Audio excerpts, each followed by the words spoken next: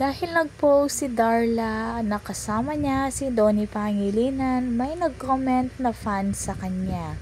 Sabi nga nila ay, Don Bell next Sunday again please. Ang saya kahapon with Don Bell. Ito yung nangyari nung last Sunday. At nag-reply nga si Darla, yes, all Sunday of October. So it means lagi nga talagang magkasama ang Don Bell dahil lahat ng Sunday ng October ay makikita natin sa asap natin to ang dalawa. Kaya every Sunday niyan ay pinapakilig tayo ni Tink at Nato. Kita naman natin ang comparison pag wala si Belinda sa ASAP.